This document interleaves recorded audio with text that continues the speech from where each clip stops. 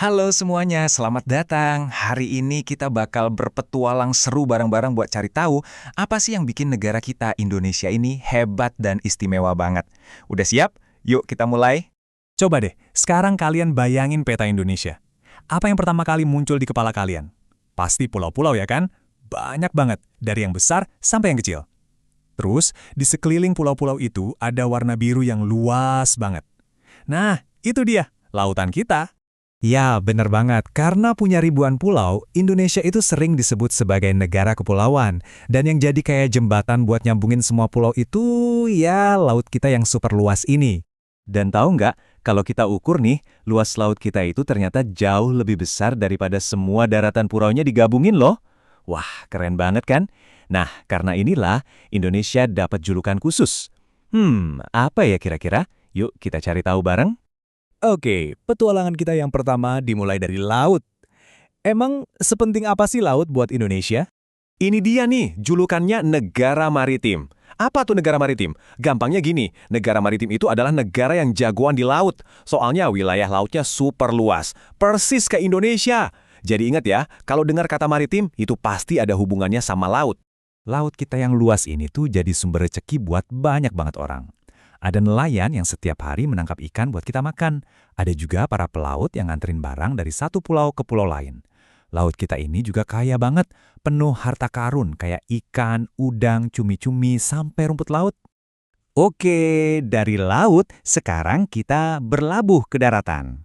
Eits, jangan salah, daratan kita juga nggak kalah hebatnya loh. Yuk kita lihat bareng-bareng.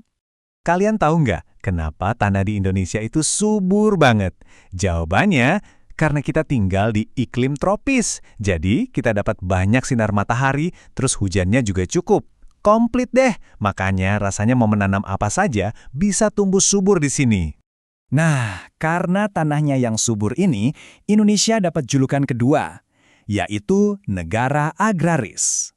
Negara agraris itu gampangnya negara yang banyak penduduknya bekerja di bidang pertanian, alias jadi petani. Jadi kalau maritim itu laut, nah agraris itu artinya berhubungan sama pertanian.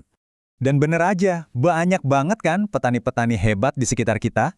Merekalah yang menanam padi, yang nantinya jadi nasi di piring kita setiap hari. Terus ada sayur-sayuran kayak bayam dan kangkung, juga buah-buahan manis kayak mangga dan rambutan. Semua ini berkat suburnya tanah kita. Nah, kita udah lihat hebatnya laut, udah lihat juga suburnya daratan. Sekarang, bagian paling serunya, gimana caranya laut dan darat ini saling berhubungan dan membentuk kehidupan kita di Indonesia. Ternyata, hubungannya jelas banget. Coba deh perhatiin. Kalau orang tinggalnya di dekat pantai, di daerah pesisir, kebanyakan kerjaannya jadi apa?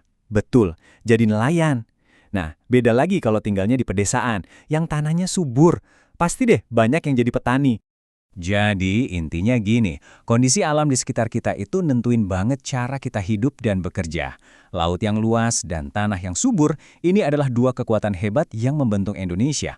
Dan dua-duanya sama-sama penting. Setelah kita jalan-jalan tadi, kita jadi makin sadar ya, laut dan daratan Indonesia itu benar-benar anugerah yang luar biasa. Ini bukan cuma pemandangan indah, tapi ini adalah harta karun kita semua yang harus kita jaga bareng-bareng. Dengan kita mengerti kalau Indonesia itu adalah negara maritim sekaligus negara agraris, kita jadi bisa lebih menghargai semua kekayaan alam yang kita punya. Makanya, penting banget buat kita untuk selalu sayang dan menjaga lingkungan kita. Nah, sebelum kita selesai, aku punya satu pertanyaan buat kalian pikirkan. Sekarang, kalian udah tahu betapa hebatnya laut dan tanah air kita.